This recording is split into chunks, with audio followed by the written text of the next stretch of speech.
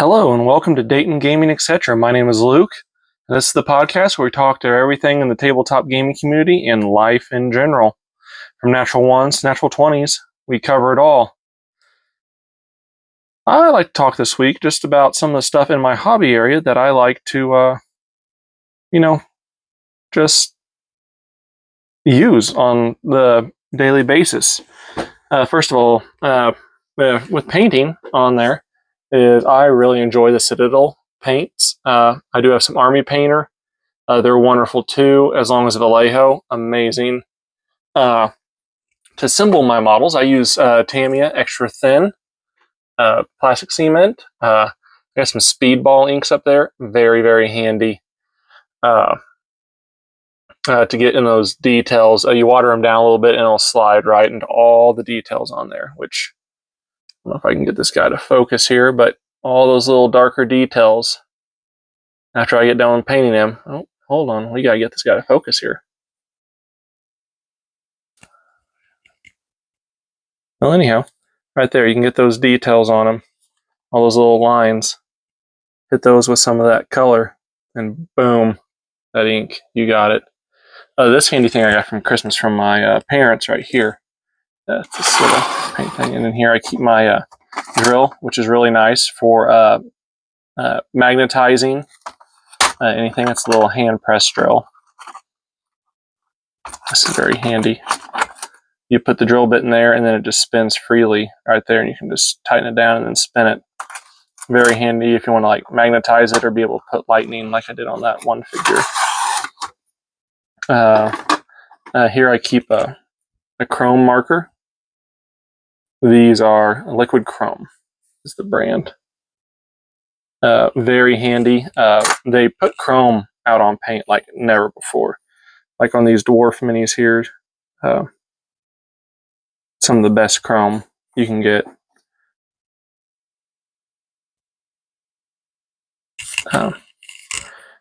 This Intel Lab Vortex mixer. It's for mixing the paints up. Put it in here. This guy's that dark.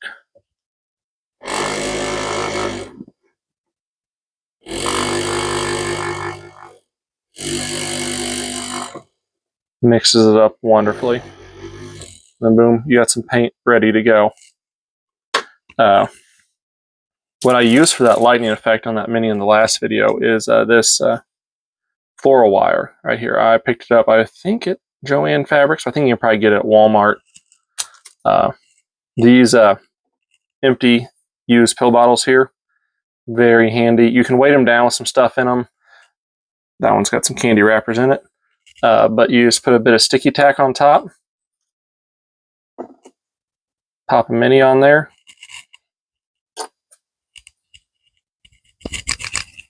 Not coming off. Unless you let it sit for a while. You kind of got to, if you sit back for a couple days and don't really use it, it could dry out just a tad bit and it might come off if you shake it too hard. Over here is where I keep all my bits, my extra bits. Just for the different armies I have. There's some works in progress. I'll show some of those in a later video. And up here is where I keep my sprues of To Do. And right here are some minis that are primed, some painted, but some that still need finished up. And let's see, we got brushes here and some more works in progress. I got an airbrush off of Temu, and I'm just learning how to use it. It's harder to use. It's a technique that I need to learn. It is very handy though to have around. I got the base color on all these guys really quick, and on some of my orcs, I was able to get some green on there just very quick, no time flat. This here is one of my characters that I play in a weekly game with some of my friends. He broke in transport, so I am working on fixing him as well. This is his hammer that he uses, a giant maul. I think I'm going to design another one for him. And got this chain there. This is a HeroClix miniature that's a World War Hulk. And so I just repainted him and repositioned his arms with a little bit of slice and dicing and some super glue, and just took a little while. And that's just corkboard down there on the bottom. This is really whenever I first started to kind of learn how to paint. I got him painted. I don't think I'll repaint him because a good friend once told me, just keep your minis where they're at. That we could look back and see how far you've come from that guy compared to. Let me grab him here. This guy right here, the detail, and it's just unbelievable.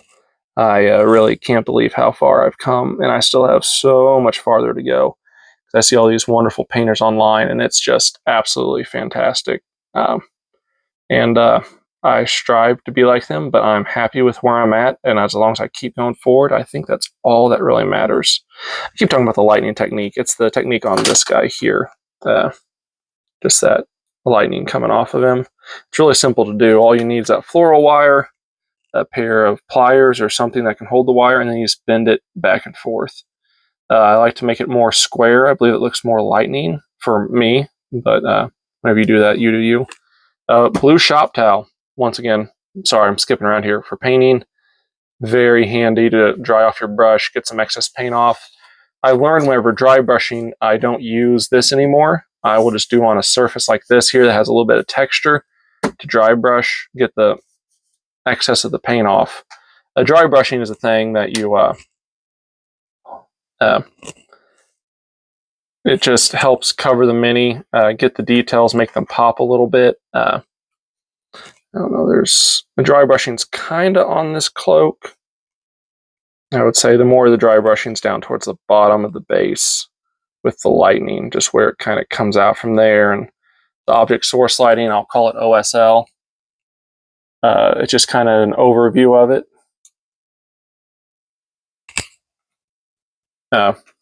Somewhere to wash off. I really like these Citadel paint pots. Very handy. They know how to make their paint pots. That's one thing I will say about them. They also have these here mini holders. So if you want to paint on there, just put your mini right there.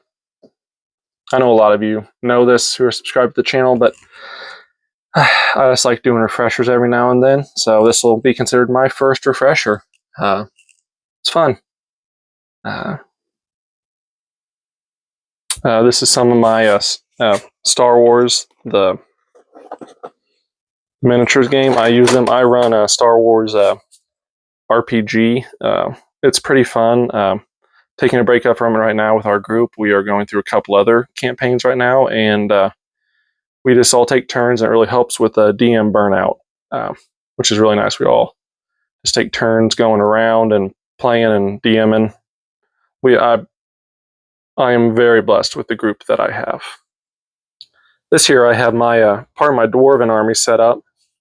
I got these two of the tanks. This is all Mantic Games except for the large floating tank there. That is actually from the Rebel Moon movie, and I have repainted it. It was on sale at Walmart, and this is a terrain board I made here, and it's all out of styrofoam, and I used a heat gun to melt the tunnels into it.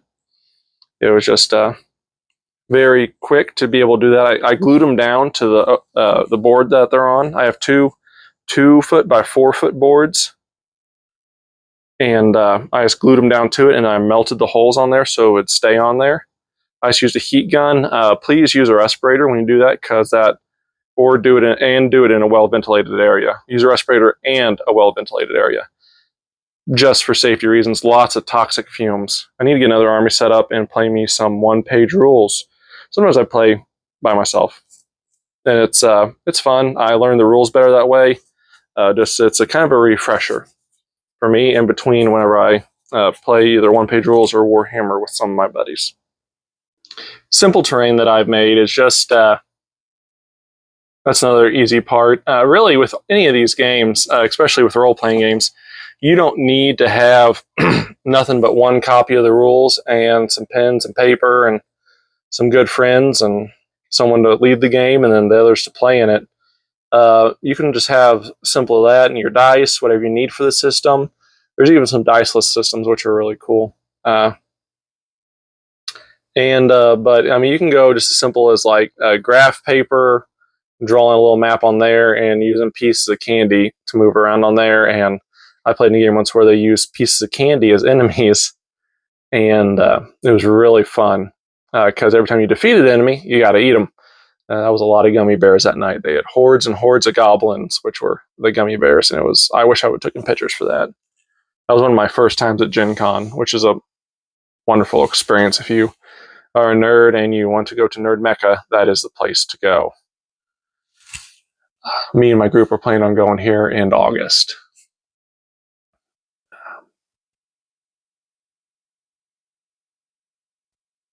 Train can also be made out of like boxes, books, styrofoam from packing, the little cardboard inserts from packing. I got some cool ones for, I got a mosquito zapper for my birthday, and it has two really cool round ones. One looks like it could be a really awesome fighting pit.